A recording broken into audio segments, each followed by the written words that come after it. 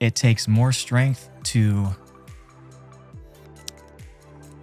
love and open yourself up despite all of the pain that you've been through than it does to shut down and close yourself off from it.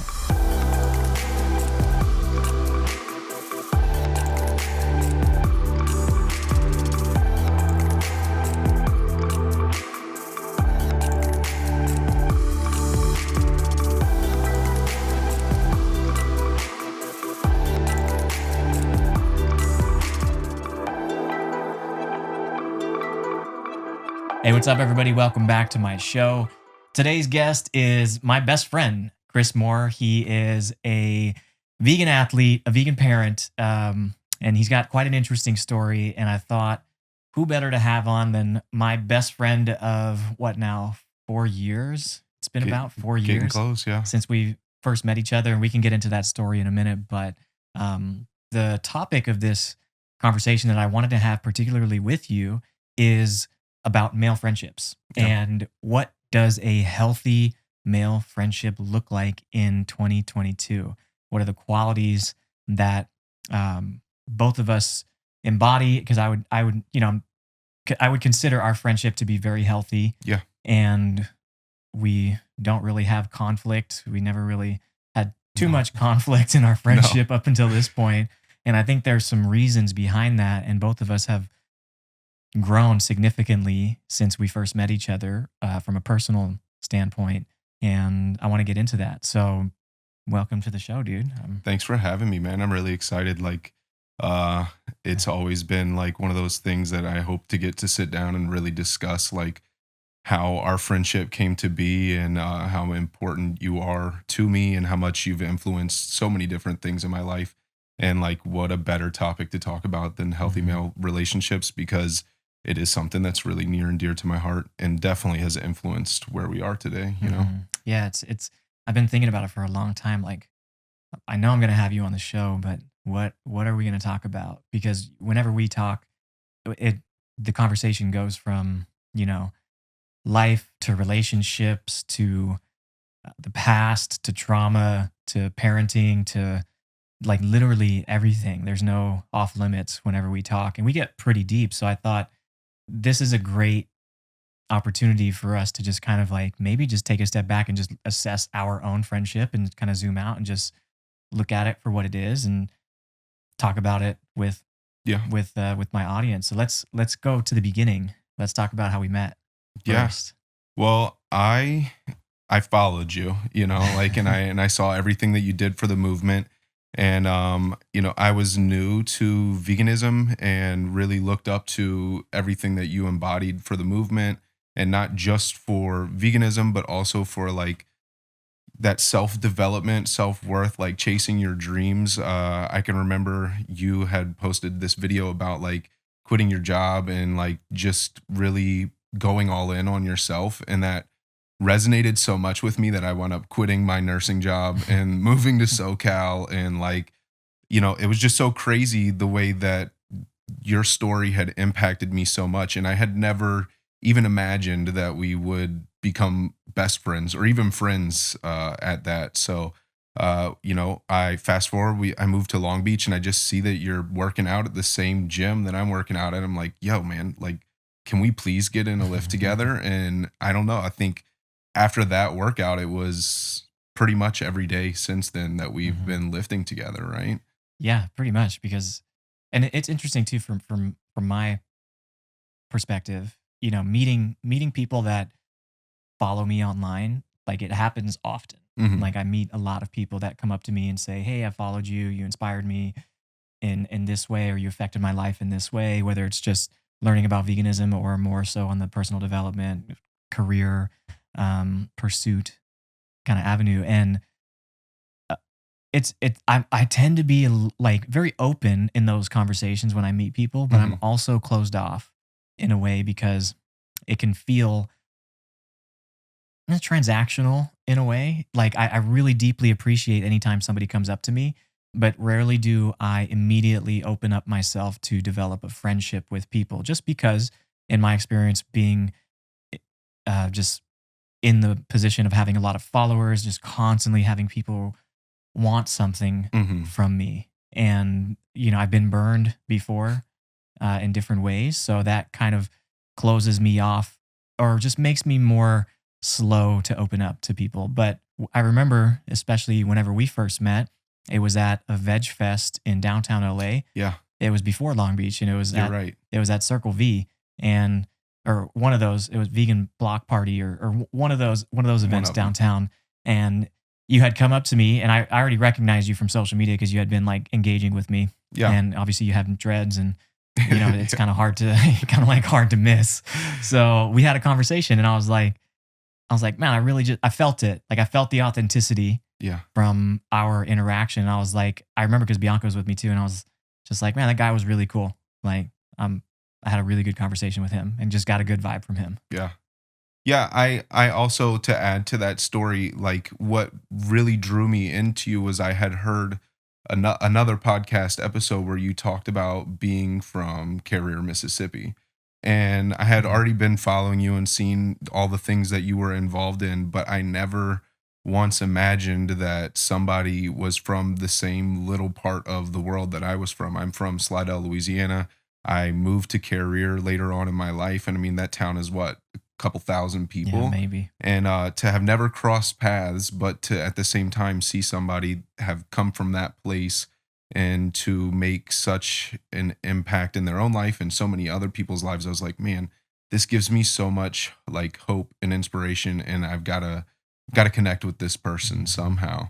So yeah, I kind of forgot about Mhm. the vegan playground meetup, and it wasn't much longer after that that I was in Long Beach and we were doing Mhm. our thing, right? Mhm. Yeah, so to give context to what Chris just said, we both grew up in the same cities in Mississippi and Louisiana, or within proximity of those same places in different timelines in our Yeah. lives, and met in California just years later. Yeah, 20 something, 30, Yeah. almost 30 years after. Yeah, Yeah. so what a strange synchronicity that we both share in common of knowing what it's like to be to grow up in an area as the deep south, like Yeah. Carrier, Mississippi, and very few people understand. I've talked about what it's like to grow up from in that area before, but it's rare that I meet another person that's come from that place and has been on a similar trajectory as me as far as moving west and diving into the world of veganism and personal development and activism in the way that you have. So I think that's also what Yeah. drew us really close together. Yeah, absolutely. Because I mean, not this isn't to say anything negative about the South, but most people when they grow up in that environment, they definitely turn out a certain not a certain way, but they have a lot of similar characteristics, and something that I really feel is like I never felt like I fit in that Hmm. area at all, and I was constantly playing this like, oh, I'll just blend in here or I'll blend in there, and then to hear like again you talking about these same things coming from the same place, and realizing like there's so much more out there. I'm like, man, this is where it's at. So yeah, that definitely drew the connection. It's funny though, we never really started to get very deep into things Hmm. until like what, after almost a year Yeah. of being friends. It wasn't until even almost close to COVID where it was Yeah. like Yeah. Right the before shell like COVID. just cracked right open, and then we really started diving way deeper into things. Hmm. Yeah. Yeah. Because again, I would tend to keep people at an arm's length Yeah. away.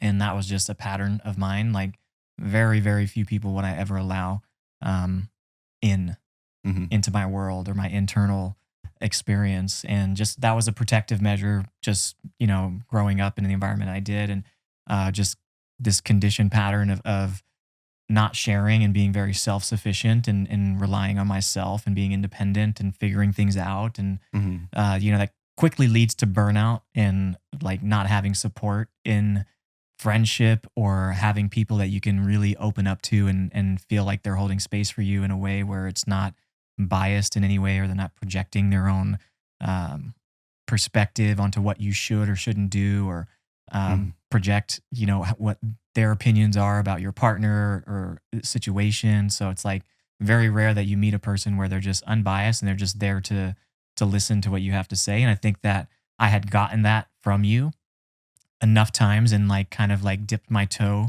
into it before I ever felt really truly comfortable enough to open up and like deepen our friendship. And that was like again like right before COVID. And at that time I was also in the very early stages of my like separation Yep. from Bianca too. So it was like really at a critical moment in my life where the main person that I would normally like lean on for support was distancing themselves and withdrawing in a way because she was going through her own stuff. And I felt like finally comfortable enough to open up to Yeah. and especially a male as well, because that historically was never easy for me, especially with male friendships. I can think of some of my best friends that I grew up with down south, and this was this was at a time in my life where I was much less emotionally intelligent and just emotionally aware of myself, and the had didn't really have the language to talk about the things that I wanted to talk about, the things that were going inside Mm. because of the lack of practice. Is straight up. I just never did because I just never felt comfortable. Um, so I never got to the depth that I always craved for my male friendships. And this our friendship was the first time that I finally allowed myself to just open up for the Yeah. first time. Yeah. I mean, for myself, it's like I never had healthy male relationships, period, like growing up, even outside of friendship. So that pattern just continued throughout life. And I'm sure that you could probably resonate with that a bit. Like I wasn't my father and I were repairing our relationship now, but there was never that open line of it's okay to talk about how you feel. It was you stuff it down and you cover it up with substances until you don't have to think about it anymore. Didn't have a close relationship with my grandfather or either of my grandfathers. Mhm. And again, so there was never like that role model of like this is what men are supposed to act like, this is how you're supposed to talk, and not like, and they embodied so many of the unhealthy toxic masculine traits, so it's like that carries over forever. And of Mhm. course, like I never had a friend that I felt like I could just be open about what was on my heart, or that I could cry in front of, or I could just say the not like the craziest most random thing, but like the darkest things that you're thinking about, and know that there's no judgment. And yeah, it takes repetition. It takes feeling that Mhm. safety and security over and over. It takes, like you said, dipping your toes in that water, like just giving a little bit, and Mhm. seeing, is there some going to be some sort of reaction, or is this safe? And I think we both kind of just built off of that. Like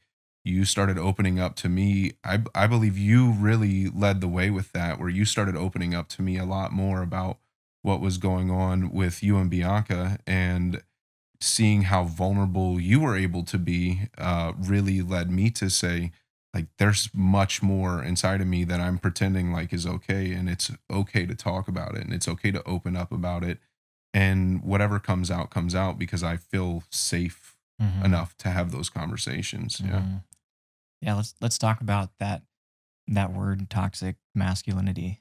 Let's let's Yeah. talk about that a little bit more because I feel like the focus is always about the toxic traits and the toxic characteristics, and that comes in the form of like the wounded collective masculine world that we exist in, and that comes in the form of like domination, control, um, avoidance of talking about emotion or dismissing as emotion as something being labeled as feminine, like those qualities. So like you talked about or you mentioned, not having those those role models or having male figures in your life that embody those characteristics Mhm. creates the template from which you operate from, or the operating system from which you operate from, and really creates distance in those in relationships, in Mhm. all relationships, not just with other men but men and women especially.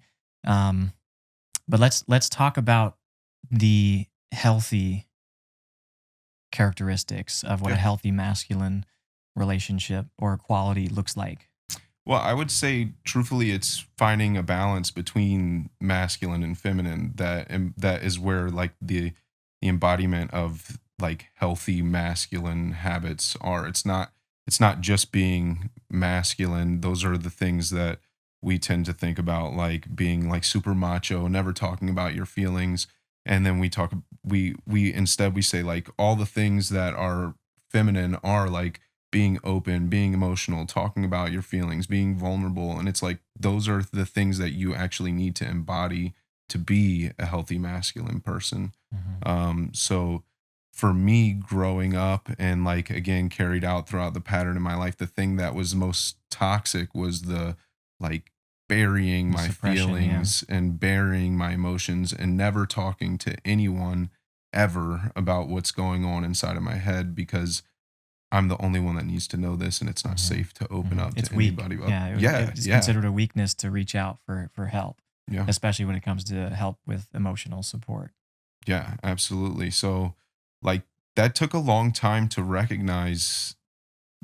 I don't know if the awareness came first or realizing after that feel much better after opening up about things, but they Mhm. kind of just started to pile on one after another where it's like I recognize being open with the people around me only gives me insight and gives me safety. And the more I'm open with the people around me, the more that they're open with me, and the greater that connection that I'm feeling the lack of in the first place, it gets better and better each time you go through those moments. Yeah. Mhm.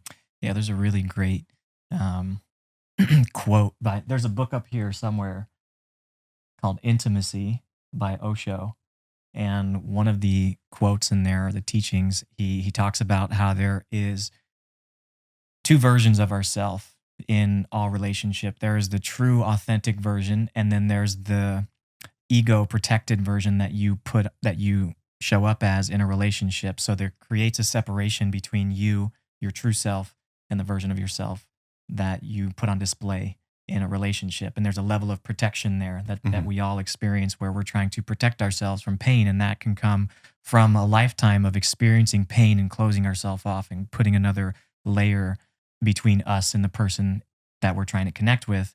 And that becomes our default. So in every relationship, there's actually four people. There's the two true selves, and then there's the two selves that you put on display in the relationship. And the closer you can, the more you can close that gap and show up authentically and vulnerably and courageously in those relationships, the deeper the intimacy becomes and the closer you two actually become in that process. And it requires you to have the courage to be vulnerable and open up and peel back some of those layers of protective measures that you've put in place to not experience pain again. But I would argue that it takes more strength to love and open yourself up despite all of the pain that you've been through than it does to shut down and close yourself off from it.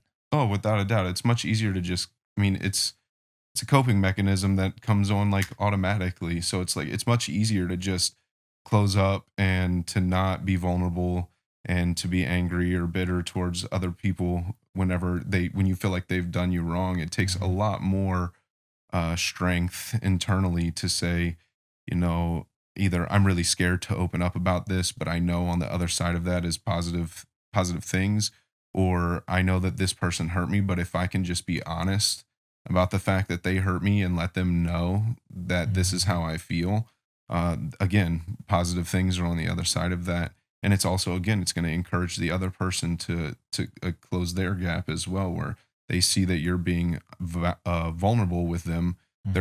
they're gonna in turn like start breaking down their walls, and that goes for friendships, and it goes like where what I'm learning even more is by having healthy friendships where I feel safe to model these behaviors, then I can also take it home to my personal relationship or my romantic relationship, and use that same vulnerability in that department. Mhm.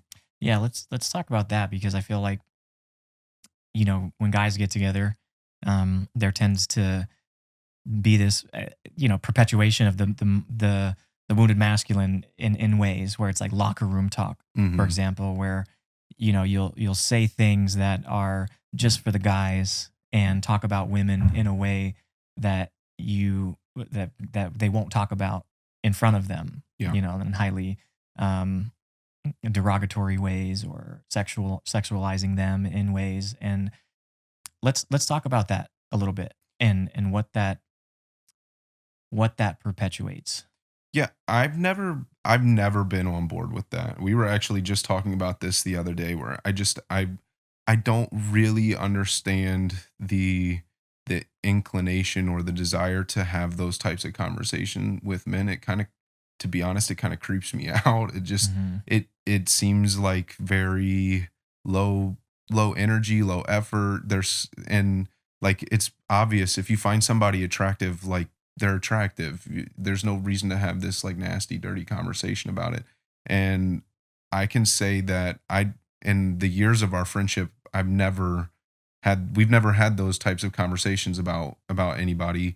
It's been conversations about what's going on in relationships, but at a deeper level. Like everything's been Hmm. not superficial related. Yeah. It's been much more about how the interactions go and how the feelings are between the two. And not I just yeah, I'm not into that at all. And Hmm. I would assume that you're not either, because we've never had those conversations I mean, before. I feel like it comes from a place of insecurity, and that Yeah. there is this notion that if you do talk about those things in a way, that you'll gain the approval of the other men in your circle who may also share a similar insecurity. So it gives them confidence to receive that appraisal or approval or validation from their peers by speaking negatively or derogatorily about women in particular. And I think that, you and I have been a part of many conversations, Mm. just together individually between us, and then also part of larger conversations with other friends, other groups, other parties, other places. And there's two approaches that I feel you can take whenever you're in those situations. It's one, turn a blind eye to the conversation, or speak up and call the other men forward Yeah. to live and act with more integrity. And there's a way that you can do it in a confrontational way, or there's a way that you can do it that invites them to step up in that way.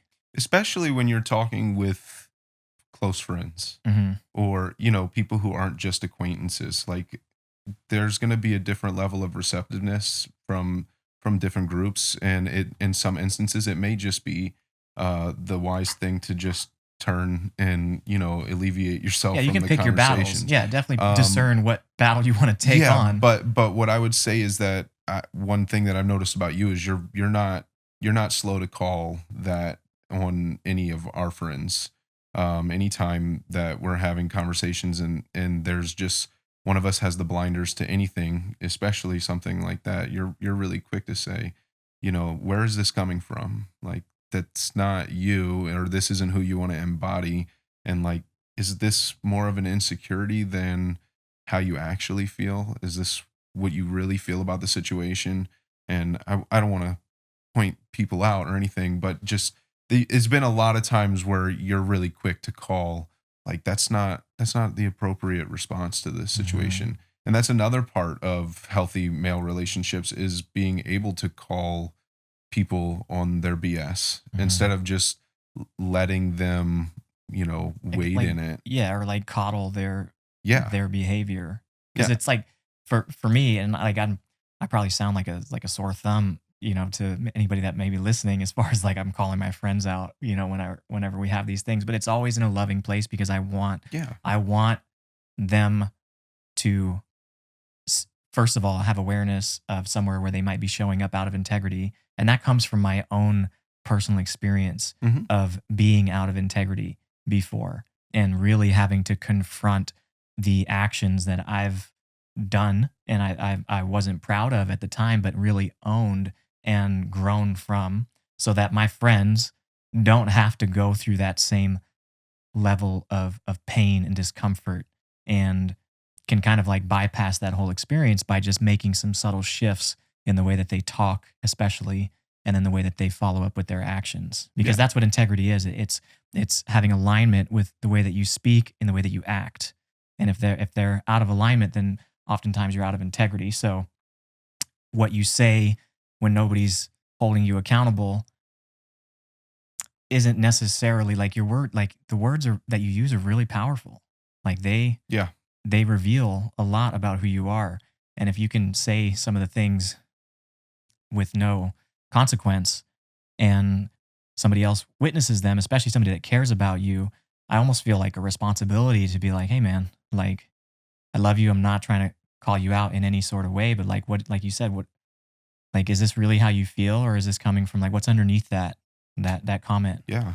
I mean, we just had a great uncomfortable conversation just a few days ago Yeah. where I you're remember. like, where you're like, "Hey man, are you," where I'm kind of, for lack of better words, complaining about, a certain situation, and eventually you were just like, "Look, man, that's your words. You're choosing your words, and those words control your situation more than you're letting on. And you have the ability to show up in this situation a certain way. And can you honestly say that you're showing up that way?" And Mhm. of course, like at first, my It ego is hurts. Yeah. Yeah. triggered, and I'm kind of pissed about, like, man, I can't believe he's saying this to me. But then by the end of the conversation, it's like, dude, I appreciate you more than you know, because you have the courage to say this to me. And this is exactly what I want from people in my life. This is the thing that I've thought to myself, that I crave this deep honesty from someone that loves and cares about me, instead of someone who just says,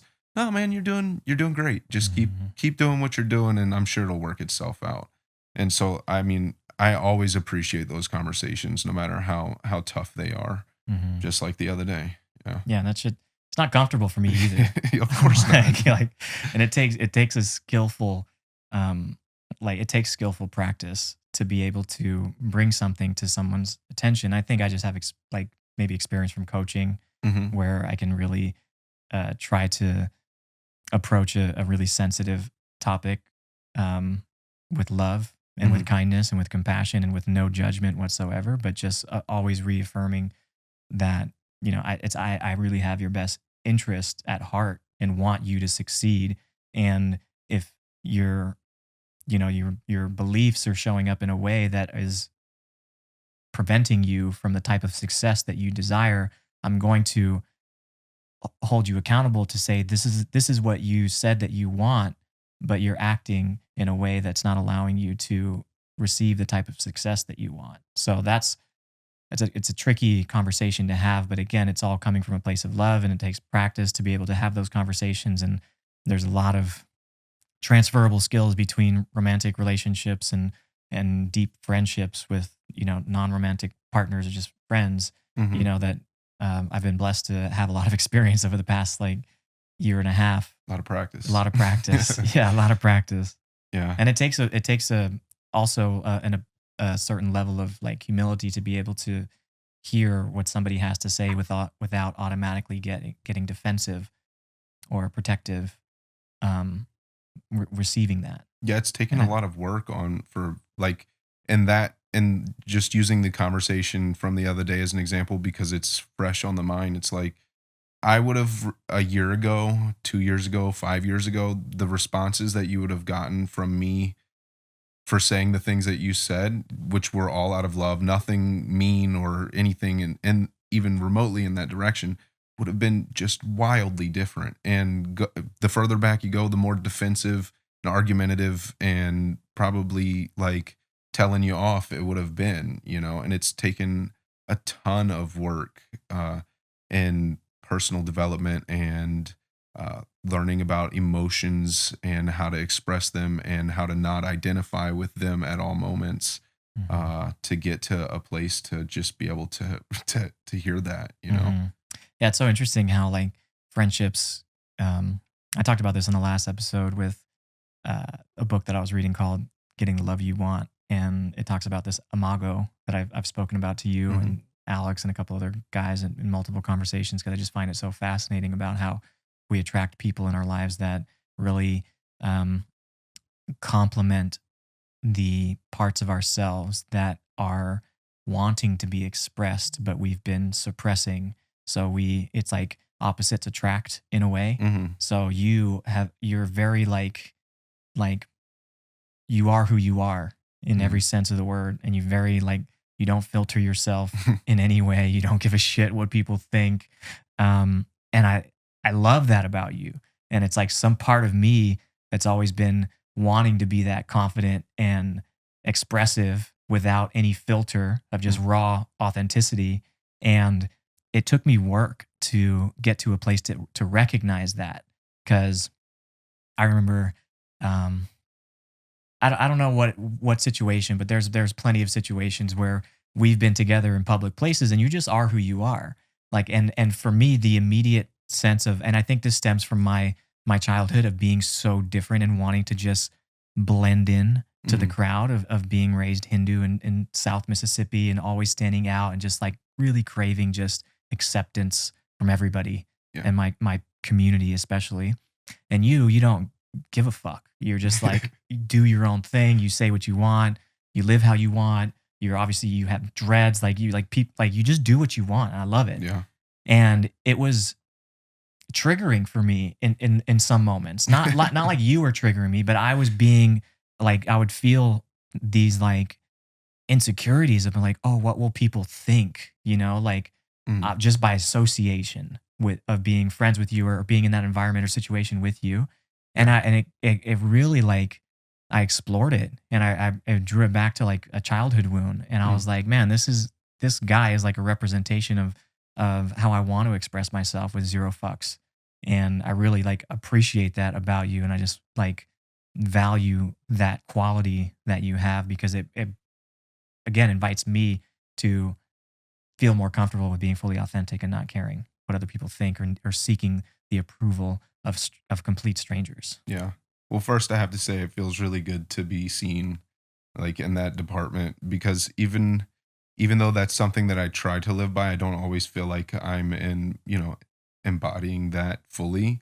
But to know that that's the way that it's perceived feels really great because that is the way that I try to live. I don't really want to do anything ever in my life that is decided by somebody else. And maybe there's some a little bit of control issues in that, but at the same time it's just really wanting to just be free to be me at any moment of my life and to not be different for one person or another person because I realized one day that that's just really exhausting. Hmm. Like when you're trying to constantly shift the way that you present yourself to other people, it's just this extra persona that you've got to carry around and got to switch back and forth and that's just there's too much other stuff I want to focus my energy on to even try to waste it in that department. So Hmm. yeah, would you see me here with you, with my mom? It doesn't Hmm. matter who Yeah, I'm you're the with. same version of I'm yourself in all literally this, situations. yeah, literally the Yeah. exact same way. But it's taken a lot of years again to get to that place. I can remember Hmm. one day sitting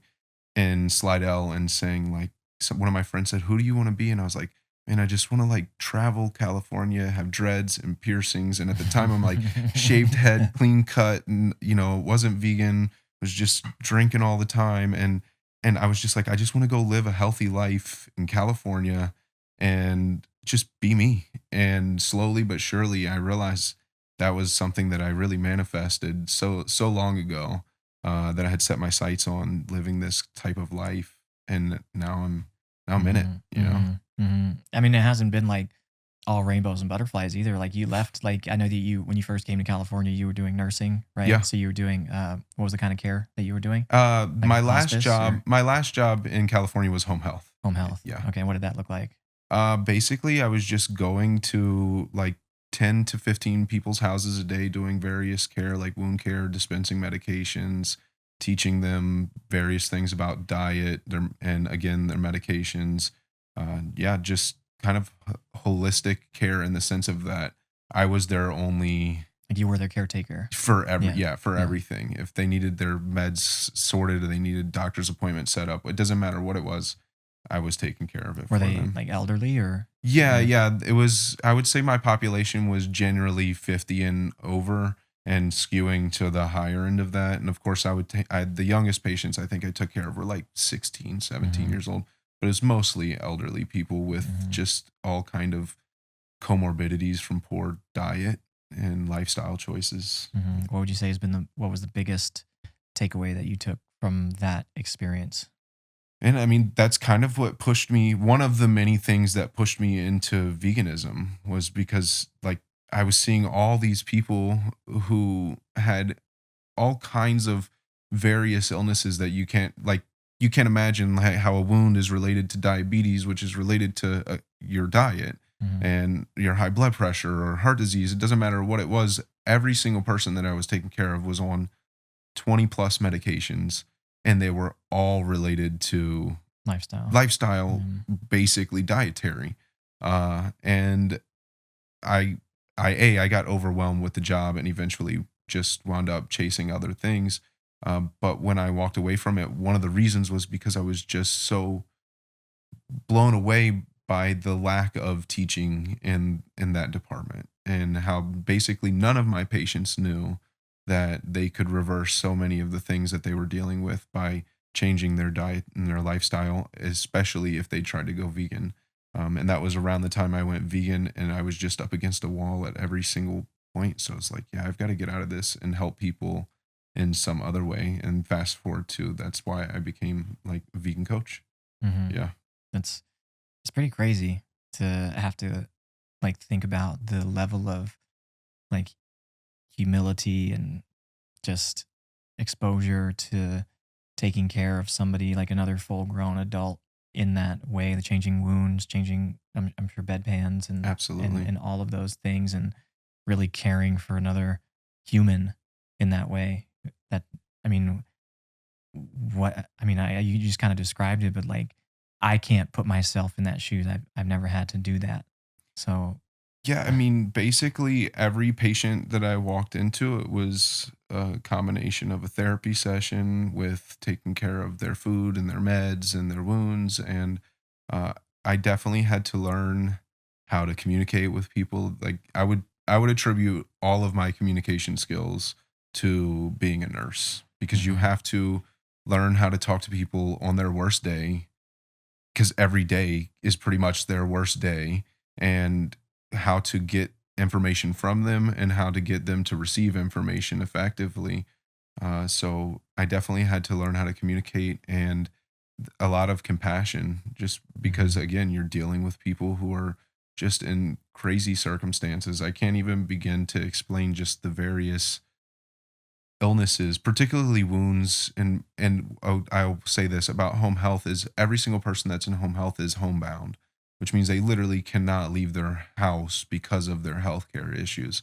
So you're like the only person that this person sees pretty much ever, unless their family comes around. uh, and you learn a lot of empathy and a lot of like how to talk about emotions. And it wasn't until after I quit nursing that I realized how much I had learned, like, interpersonal skills that I had mhm, learned from that mhm, job. And that's also when I learned that, like, I really want to help people, but I know there's got to be a better way mhm. than More this of a system. solution And oriented yeah, and obviously we need approach. nurses, but Yeah. that just wasn't my calling. How I really want to help people. hmm Yeah. Yeah, and really attack the preventative measure or the preventative aspects of Yeah. people ending up in those types of situations.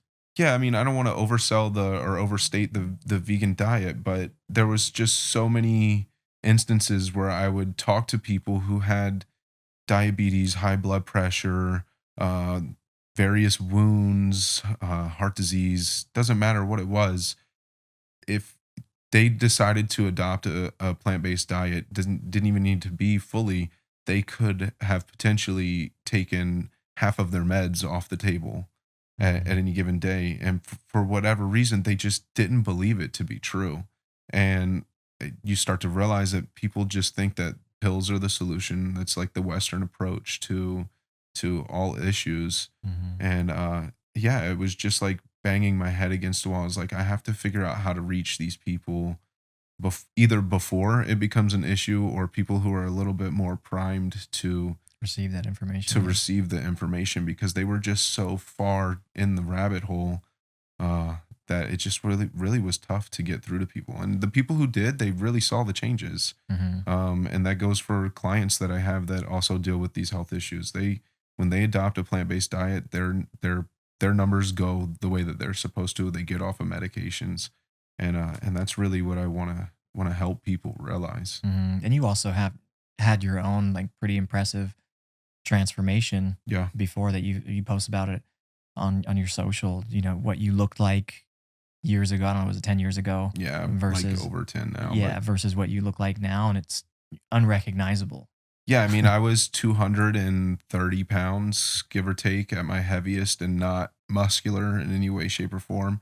And I initially lost a good bit of weight just by tracking macros years before I decided to go vegan, but I was still so afflicted with stomach issues and anxiety issues, depression, just my mental health was all over the place.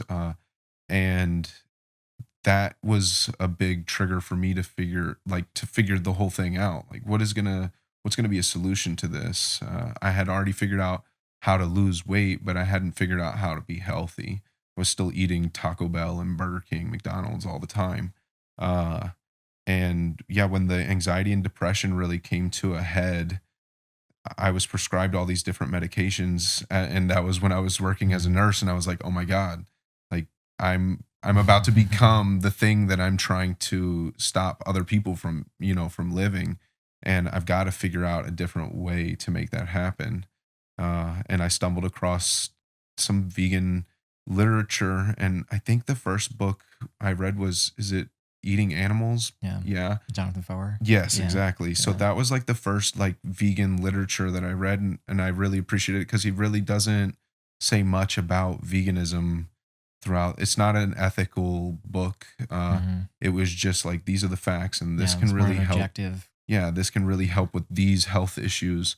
And that was what drew me in. And within the first month I of going plant-based, my anxiety had subsided to a manageable level where it had been every day severe anxiety attacks, and my stomach issues had also completely alleviated themselves, and that was probably what led to the reduction in the anxiety and the hmm depression, hmm is it's such a high Yeah, production of yeah, serotonin. yeah. um Like s- that brain gut axiom. yeah, Yeah, so deeply exactly. connected. Yeah. Yeah, so I'm not trying to say that like veganism cures anxiety or depression, but in my particular situation, that was what gave me the freedom from that situation. And then it was like, oh, like this is amazing. And then I got hmm into running, and I was very quickly running like a half marathon. Then I was like, oh, well, if I can do this, I want to get into the gym. That was when I found you. I was like, oh, there's vegan bodybuilders out there. I'm gonna be a vegan bodybuilder. And it just like it snowballed from, from all of from that those moments. Yeah. hmm Yeah, it's a cool, because I mean, I knew some of this, but not in this like level of detail. Yeah. Because it's cool to see the trajectory of like where you came from and the evolution of why you started digging more into this, and with your exposure in home health and Yeah. the history of depression and anxiety and everything else. It's like I'm sure that a lot of people that are listening to this can relate to some aspect of your story and see themselves in some part of your journey. And especially the part that I'm about to bring up is the fact that you're also a father. Yeah. And I've known Marley. I think you he was with you the first time I met you. Probably. Yeah, I think He came down with me to the vegan fest when I yeah lived in yeah NorCal. I I think brought him I with me. yeah I remember Yeah. he was there with you, and cutest kid ever. Marley is literally the cutest kid alive, and I just love him to death. Um, but I've been around you and him long enough to see how you show up as a father too. And it's really, really inspiring to see how you parent Marley. And you have this form of gentle parenting where you don't dismiss his emotions and Mhm. what he's feeling, and you don't um tell him not to act or feel a certain way in order to get a desired outcome that you want to please you, which I think is kind of the opposite of what many parental styles are. And I'm not claiming to know what the best parenting style is. I'm just speaking from what I witnessed. And I want to talk about one situation that I remember so vividly is I think we were by the beach or by your old truck, and Marley was getting emotional. He was having a fit, and you just asked him. You got down to his level. You looked him dead in the eye, and you were like, "Marley, what are you feeling right now?" And he goes, "I'm just so frustrated." And he's like 4 years old at this point, and I'm like, did he just say what I thought he said? Like, he just said he's frustrated. And then you go, "And what do we do when we feel frustrated?" And he goes, "We breathe." And then you go, "And then how do we breathe?" And he goes, and I just remember I was blown away. I was just blown away at that scene. And I was like, man, that is so cool to see like somebody teach the emotional awareness like that, and to teach from a very early age, not to gaslight not to gaslight him, to honor what it is that he's feeling and hold space for him, and then also teach him how to introduce breath to really first bring awareness to what it is he's feeling, to label it, and then to breathe and self-soothe and to self-regulate through a technique of breathing. And I just thought, I was like, that is fucking incredible. So I just want to like talk about that, because like what is that like to mold a young man like like Marley? Like he's like ahead of the curve in many different ways. So like how has that been for you? He is the biggest motivator and teacher in my life, and as for pretty much everything. And I think most fathers would resonate with that in some way, shape, or form. And so every decision that I've made, even including going veganism, was inspired by him. Growing up, I felt like the biggest thing that I could reflect on that I was lacking through my whole life was emotional control, emotional intelligence, and just learning how to deal with it. Instead, like, for me, it just wells up and then it becomes an explosion of whatever emotion it is. It doesn't matter if it's happiness, anger, sadness. I had absolutely no clue how to deal with that. And my son is really intelligent, so I'm not saying that I don't try and stoke those flames, but he's really smart. He's really cute. What he's gonna have trouble with is learning how to control his emotions. So that's always been really, really important for me to instill in him. And of course, it's also been a lesson that I've been learning while he's been alive. So it's something that he's always been Been exposed around to, to, yeah. yeah, to see the things that I'm going through. So he knows when I get frustrated, I take deep breaths, or he knows that I meditate to to ground myself. He knows that we do yoga to get reconnected with our bodies and to quiet our minds. And he he's been around for it, but I also have been very keen to including him in all of those things. So something like that I always tell him is like, if he's feeling frustrated or angry, is I always say like, it's okay to feel that way, but we don't have to act that way just because we feel frustrated. We don't have to be, angry with the people around us. We can express those emotions in a healthier way. You can talk to me, and if you feel like you're too overwhelmed, then you can take a deep breath, or you can go have a moment to yourself. And of course, at the beginning, it felt like an uphill battle. It's like, I don't want to take the deep breath. It's like, Mhm. but you need to, man. And it's like you can't force it. But now, after years of doing that with him, he reminds me, if I start getting frustrated in traffic or whatever, he's, Dad, He reflects it right back to yeah, you. he's, Dad, just take a deep breath. It's okay. Or just the other day, like I posted about we were in San Diego and the day was getting to be a bit hectic. And we went to this meditation garden in the self-realization center, and it's just a really chaotic kind of trip. We're like trying to take pictures and trying to get here and trying to get there, and Marley's energy is obviously out of whack. And finally I ask him, I'm like, what's wrong, man? And he's like, I'm just frustrated and I just want to meditate.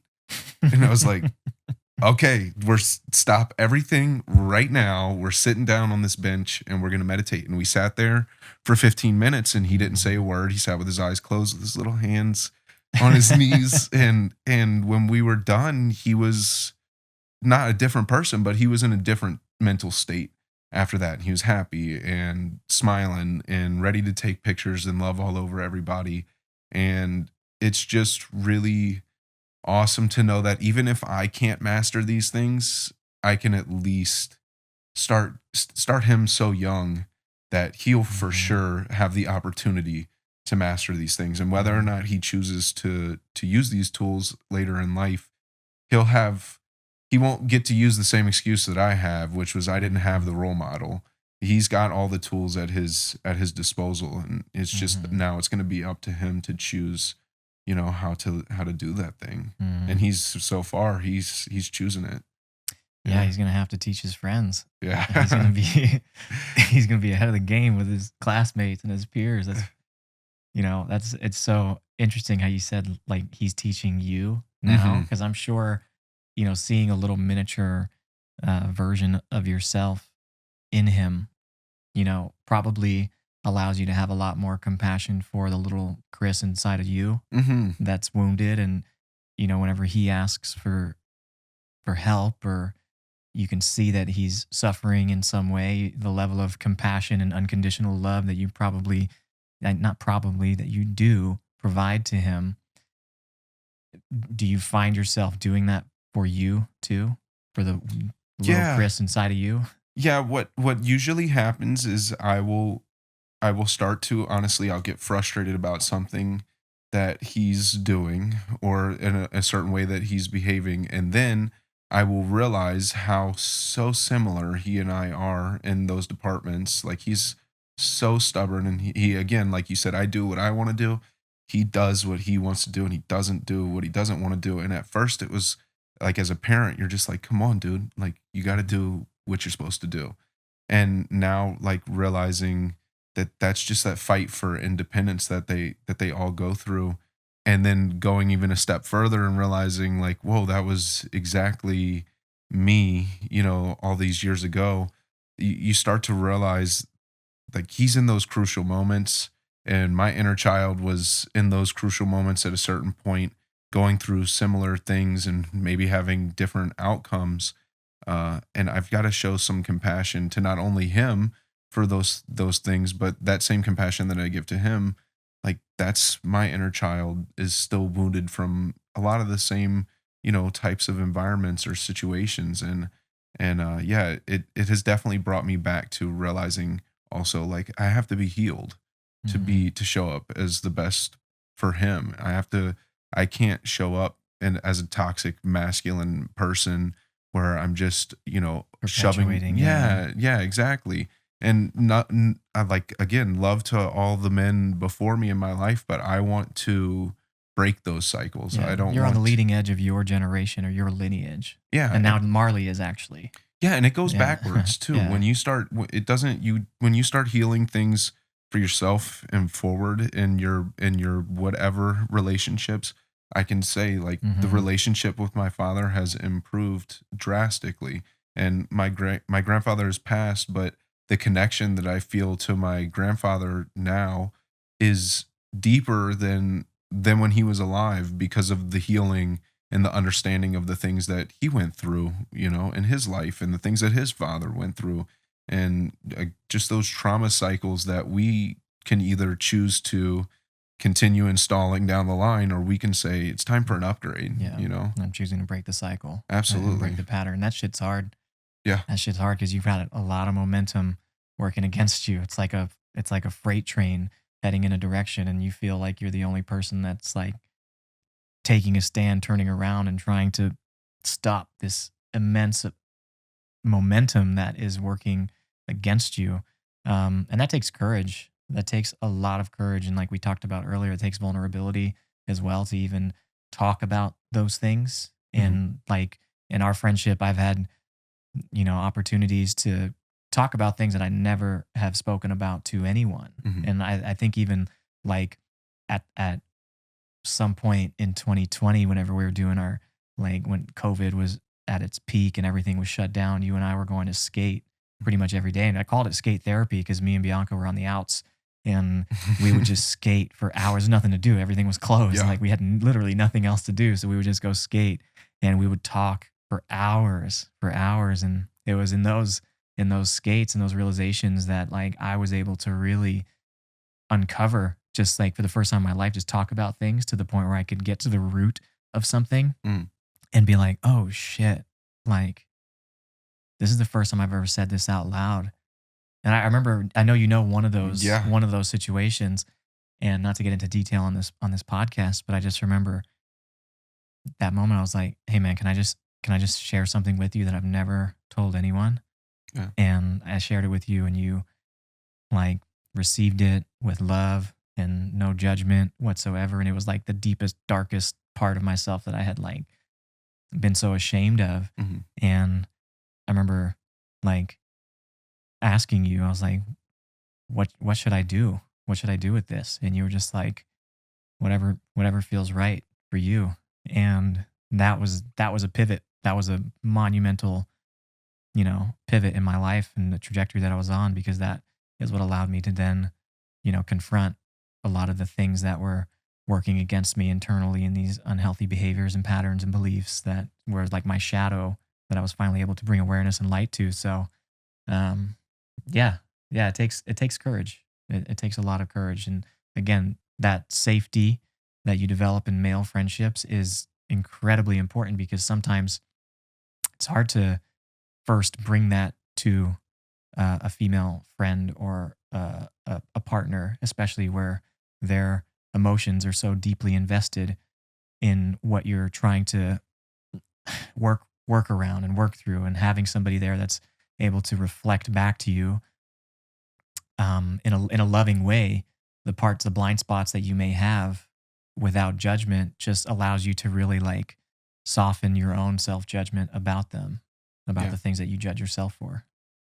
I mean, I feel like a lot of people have just not experienced it because so many people are so closed off that it's hard to even imagine being that vulnerable. But Yeah. it really Like, it's hard to say because it's like it is what it is, but it starts with you. Like you have to be the vulnerable one. And like in the skate sessions where we were having these, I mean, like they were like 6 to 8 hours sometimes of just talking all day long, mhm, and they were for me as well, like pivotal to the growth trajectory for my life because it taught me that the thing that I always thought that vulnerability begets vulnerability, like you have to be vulnerable to get vulnerability. And then when you opened up to me about some of these things that were just so deep for you, made me realize that it's safe to talk about these things. And then it just snowballs from there. So, yeah, those moments, I'm so appreciative for them. And I'm sure a lot of people experienced, similar situations at the beginning of COVID where it's mhm. everything, just the whole world's coming down around you. Uh, but that was just such a key moment for my growth. Mhm. And for you as well, like Oh knowing yeah. you as a friend before those days and after those days is like totally different people in a good Mhm. way. Mhm. Not like we've lost, important parts of ourselves, but we've just allowed the other aspects to flourish so much Mhm. more. Mhm. Yeah, and Yeah. even I remember even at that point too, it was like I don't think I'd ever cried in front of any friend of mine. Yeah. Like that was not gonna happen. I was like Same. cool as a cucumber. All at all times, nothing bothered me. Hyper positive person. On the inside, completely deteriorating and completely just over analyzing and suffering in so many ways that I couldn't even begin to articulate. And I remember like at that point, fast forward, after coming to a realization in that session, like led to the, me and Bianca even breaking up and separating and Mhm. going through that, and me moving out and you coming to live with me with, and staying with me to support me in Mhm. that week or weeks. It was, no, it was almost like, it was like months. I felt I like, feel like it was yeah, almost 2 months yeah, it was of almost two staying. months. Yeah. You Yeah. basically living with me. And there were moments in there where I was just crying. Mm. Just remember that? Like Yeah. I was just like literally like on your shoulder, like on the couch, just crying, Both of just us crying bawling because our it's eyes. like you crying, making me cry about everything. Yeah, I remember those days very distinctly. Yeah, yeah, and even, like, Marley, like, kinda lived with us for Yeah. a bit too, and, like, I think even for him to see that and to witness, like, two, fully embodied masculine Yeah. males, or I'm not saying that I'm fully embodied, but, like, at just to witness that level of vulnerability and Mhm. expression of emotion, I can only imagine that gives him a different outlook on being able to express himself Yeah. in front of, moving forward and for the rest of his life. Yeah, I've been very thankful for that thing exactly. And it's something that I've been intentional about is trying to always include him in the male, interactions, I guess is the best way to put it. Like when we were working out at Justin's Mhm. in the garage, it Yeah, was like yeah. I want him here every time I'm working out. I'm not gonna have just leave him with, a babysitter for the time. Like he's coming with us, he's gonna see Mhm, what it's like to hang out with men who are talking about really deep, open stuff. And I mean, mhm, some of the conversations between the three of us, mhm, they really get out there. But they're also really healthy, deep conversations. And I'm mhm, just so thankful that he gets to grow up in that environment versus the locker room talk and the learning from other boys how to be a man. mhm. And that's not like in a derogatory sense. I mean, like literally, Like like adult boys. yeah, Yeah. yeah, like, it's just totally different, and Yeah. I mean, I'm thankful for myself that I have such great guys in my life to learn from, personally, but even more deeply grateful for the fact that he gets to experience it now, Mhm, and he's gonna have that skill set available to him at a much younger age. I mean, it's mhm, already, mhm. Yeah, and I guess, like, ultimately, that's the goal, right? Is to pass the torch and allow yeah, your children to be, in a more prosperous position than what you had growing up, and allow them to evolve and teach you even. I'm sure that yeah. Marley's gonna grow up and teach you a lot more than Oh, I hope what so. yeah, I know he is. Yeah. I know he is. Yeah, it goes back to what I was saying earlier. Yeah. I felt like the thing that kept me from success was emotional intelligence, and Mhm, he's got so much on his side already that that's the one thing that I really want to leave with him more than anything is emotional intelligence, mhm, and he's picking it up really. mhm, And he'll be teaching me, like you said, before you know it. He mhm. already meditate, take your deep breaths, dad. Go take some time to yourself if you need to. Like the things that come out of his mouth are crazy. Yeah, So yeah, they're well beyond his years. yeah. Or maybe that's how, a small child should be talking, and we've just been teaching them otherwise, Well, it shows that they're capable yeah, and yeah. it's not just like a repetitive he's not just repeating things. He Mhm, understands the concept. He sees that I'm frustrated. He's telling me to take deep breaths. He's doing it with me because he knows that it feels better. And he thanks me whenever he's done, when he's having those moments, saying like I feel so much better. So it's it's possible to teach these things to kids. And I get parents that message me all the time. They're like, "Oh, I wish mhm. my son would meditate. I wish my son would do yoga or do this." And I'm like, "Well, are you doing it with them?" Yeah. They're like, "Well, he can't sit still." It's like he's 2 or 3 or Yeah. 4. Like, of course he can't sit still. He's probably going to get up 10,000 times. But if you just keep doing it with him, I promise you, the day will come that he or she is asking you to do it. Mhm, And it's going to be the day that you don't feel like it. And that's when you get to show up and say, "Okay, we're going to do this thing because mhm. it's good for them." So, shifting gears a little bit, what what are you teaching him about veganism? Because this is a pretty polarizing Yeah. topic where people think that vegans raising vegan kids is some type of um I don't know. There's a lot of different opinions about it. It's unethical, Yeah. that is dangerous, that kids need those, products Yeah. in their developmental phase in order to grow up to be healthy humans. Yeah, I mean, But I don't want to get into the specifics of what you're feeding him yeah, yeah, because it's exactly. it's not a conversation that I care to get into. It's possible. It's proven time and time again. Even the American Dietetics Association said Yeah. that it's suitable for all ages and all cycles and all like um, times in life, whether it's an Yeah. infant, a child, an adult, or the elderly. So I don't want to get into that. What I want to Yeah. talk about is what beliefs and what are you talking about to help him understand the belief, like your ethics and your core values. Well, up until a few years ago, that conversation really wasn't a necessity. His mom and I were both on board with him eating a vegan diet from the time he weaned off of breast milk. And it wasn't up until probably like a year and a half, 2 years ago that his mom decided that she wanted to start introducing some vegetarian things into his diet, mostly from her perspective because she's not vegan, just out of simplicity, where if she's getting things that have dairy in them, she's not having to go out of her way to get separate things.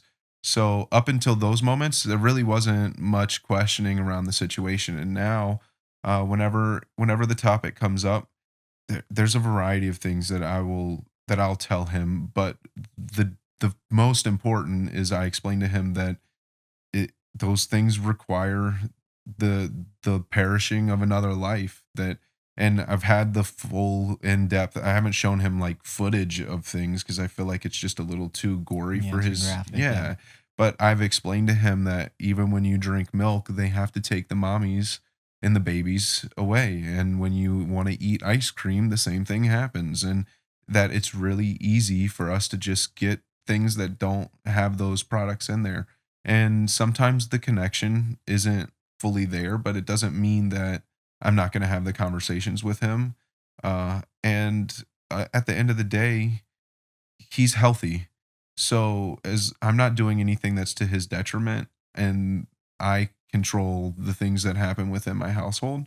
So I don't cook those things. He doesn't eat those things. It's really like it's really not too complicated. And when he's Mhm. with his mom, I can't control what goes on over there. I can just continue to instill the things that I believe that it's healthy for you. It's ethically the best thing, spiritually for the environment, whatever you name it. I believe all the things, and I explain them just as if I were talking to you or anyone else who had questions about veganism. It's not very convoluted. You know what I Mhm. mean? Mhm. Yeah, it's interesting because obviously I had those conversations with when I was a child with my parents, Hmm. and whatever they told me stuck. And I asked them occasionally, "What did you tell me to be so convicted in my, you know, uh, loyalty to this lifestyle and not Hmm. ever have the desire to try meat?" Because I was exposed to it, I was tempted, I was teased, Hmm. trying to, I was attempted to be coerced into trying those burgers Hmm. and things like that, and I just never caved. I never gave in.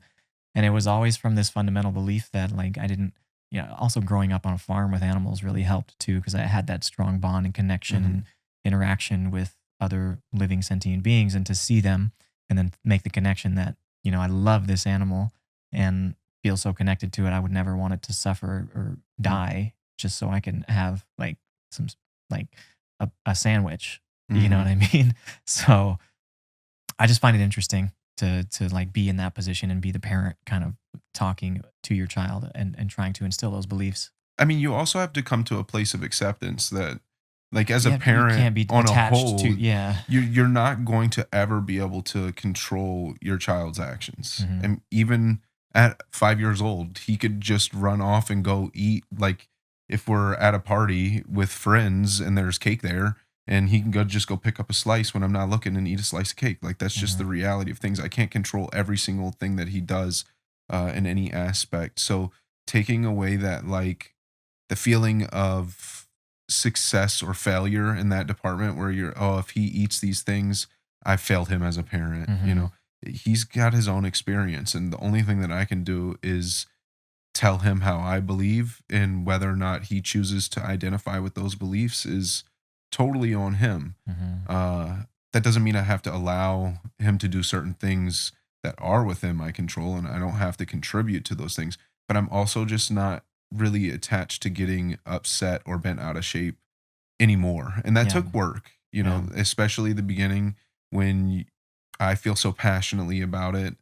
uh, I want to make sure that he's doing things in a certain way. It just came to this realization is I can't control everything, and Mhm. I've got to relinquish that idea that I have control over it and let this be a happy process, not a you do what I tell you and Mhm. doesn't matter More of an why. authoritative, yeah, an Yeah, authoritative approach. yeah. This movement is supposed to be about compassion. So Yeah. like, how am I going Yeah. to be And angry and leading by shoving it? example, right? Is like, Yeah. again, it boils down to what we talked about earlier and having integrity and really, following up with your actions, what you say you're about. Yeah. And he's, a sponge, and he's going to witness that his dad has integrity Yeah. in that department, when it comes to following through with this particular belief Mhm. that really dictates a lot of his other decisions, no matter how convenient it may be to, um, you know, deviate from those decisions. Yeah. Because again, I talk about veganism, and and living this plant based lifestyle a lot on my channels, and it's like there are it's not the most convenient way to live. Like there's a lot of inconveniences to it, Yeah. and people, um, I think sometimes see the inconveniences and really just give up before they ever try. And I think it's not I'm not like blaming them for that, or judging them for that. It's just sometimes it's easy to forget the level of discipline that it really takes to not cave to convenience. Just because something's available, you asking yourself, does this align with my core belief? And even if no one notices, Mhm. even if I'm in a room by myself where no one can see what I'm doing, am I going to act in alignment with my core belief, or am I going to be out of integrity with that and act differently? Yeah. So, yeah, I don't know why I just went on that rant, but I felt the need to, just because I got a lot of other things on my mind. But I wanted to talk about, I shift the conversation again while we still have time to talk about your training, because Oh, yeah. you've been training like a madman, dude. Like we obviously have been training weightlifting together since Yeah. 2017 ish, and that was when I was competing. We were hitting it 2 a days at Mhm. times. We were in Long Beach. We would go to the gym twice a day, once at 8 a.m. and then another time at 3 p.m. And we would hit it hard. Yeah. And we both saw significant progress and like pushed each other in the gym. And then now you are exploring like other forms of fitness. You still train every single day, and now you've added on layers of Yeah. different styles of training because you're doing Ironman, like, or Yeah. you're training for your first Ironman race, and that started months ago, where you've been running Yeah. 10 miles, 15 miles a day for weeks on end. Mhm. You don't seem to have an off button, and now you're incorporating cycling and swimming into the mix too. What's that been like? I mean, it's been really exciting, actually. I mean, it's exhausting on days, but it all started with our buddy Alex, kind of poking fun all the time while he's training with Yeah. us that we're never going to be able to get out there and run with him, Yeah. or I can I jump in real quick yeah, because this is just funny. Again, we have a very funny, like, healthy dynamic, but yeah, there's always um, a level of competitiveness between us. We're guys, and we yeah, we pride ourselves. We have ego, and but you and Alex tend to really poke at each other a lot more than me yeah, and you, or me and Alex. And I'll never forget, you started running with him and started training with him and going on these long runs, and you picked it up really quickly. Obviously, mhm, you were a runner before you started lifting, and you were like, I'm gonna fuck with you, and I'm gonna do a marathon, or like I'm gonna do an Ironman race and beat you, yeah, and like just to beat you, like just to prove it to yeah, you that I can beat you at your own game, and like all in fun. yeah. But I'm just like, man, the level that you will go to have to train every single day for weeks and months just to prove to your friend Yeah. that you can beat him. Like, that's Yeah. dedication to a joke. Oh, yeah.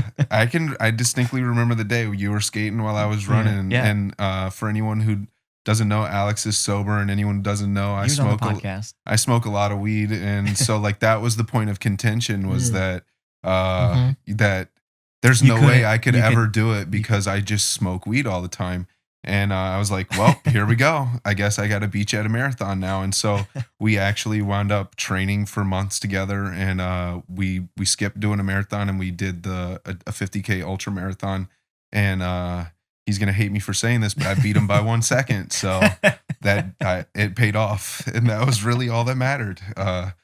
And yeah, so that I mean, that was a lot of the fuel for the fire, but it Yeah. really the I mean, div you kept like obviously he's been training for years and Mhm. like he has his sights different set on different things. So it's not like you're like he's not a competitive like athlete in Yeah, his yeah, sport. This yeah. is a different sport and domain, but like I just really appreciate how you guys kind of like slingshot each other constantly to like push each other to train to Yeah. that degree. Yeah, absolutely. It's like, Alex and I's relationship is obviously all in fun, but that competitive side of thing always keeps like, on the days that I don't want to do anything, I Yeah, he'll talk some remember. shit to you. Alex is a shit Yeah, talker. Yeah. absolutely, and then I'm like, "All right, now I gotta get out there and do the damn thing because either that or he's gonna be right," you Yeah. know? And yeah, that's a big part of our relationship, but the whole ultra marathon Ironman thing has just been really a big shift for me because I was so deeply involved in like just lift in bodybuilding or what I thought I was going to do bodybuilding. And then when COVID hit, I was actually signed up for a show. The show started getting canceled and it was like, okay, this Mhm. probably isn't going to be a thing anymore. And Mhm. is this really what I wanted to do? So fast forward what almost 2 years getting into the sport kind of jokingly to mess with Alex.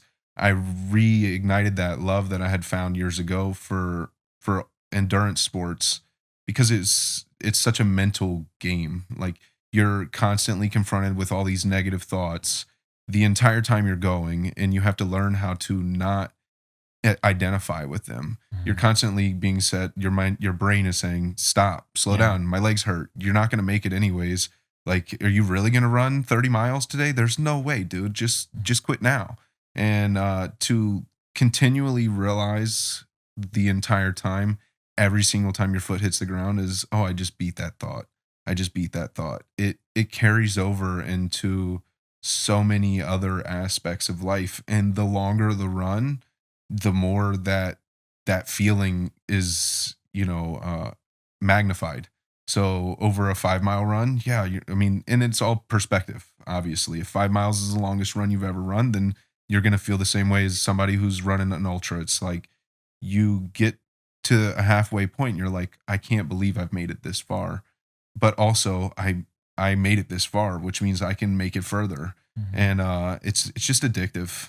It's really addictive. I mean, you've Mhm. seen Yeah. gone from training like just a few times a week to like, I mean, I'm training in the gym every day, 6 days a week, and I'm doing at least two sports, cycling, swimming, or running every single day. Yeah.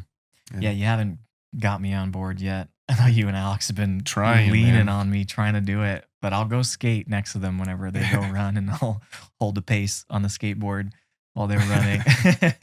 We'll get you on a uh, bike soon. Get me on a bike, I'll do that. Yeah. But I've had a strong aversion to running for quite some time, and maybe I'll loosen up on that and just go on some shorter runs Will you come with you out on the guys. trail with us? Yeah, trail running's different. I Yeah. just prefer to do trail running rather than just concrete. Yeah. You know, it's nice to do it on the boardwalk because it's nice views, but baby steps, Yeah. We'll get you there. one step at a time. Got to make a bet with you. I'm not like that's That just not the way doesn't to get motivate me you. in. Yeah, You're like, all right, you I'm win. very. It has to come from a deeper place with me than just winning a bet. We'll figure out what that is and what we can attach that anchor to for me to do that sport. But um, yeah, man. Anything else that you want to talk about while you're here? No, I mean, I think we really covered it all. I really appreciate you having me on here and getting a chance to not only talk about my story but to share, like, this is a part of you opening up as well and sharing this aspect of your life, our friendship, the vulnerability. And so I just appreciate the platform to be able to talk on these things, man, and Mhm. your vulnerability in that department. Yeah. No, I appreciate you coming on. Yeah. It's been a fun conversation. I hope that you guys all enjoyed it. If you haven't already, just give Chris a follow. I'll plug all of his socials and everything in the description. And if you found any part of this conversation interesting and you think that somebody else might find it interesting as well, please share it. Leave a comment, leave a review of the podcast. It really does help with getting more exposure and getting more people to hopefully live a happier, healthier life.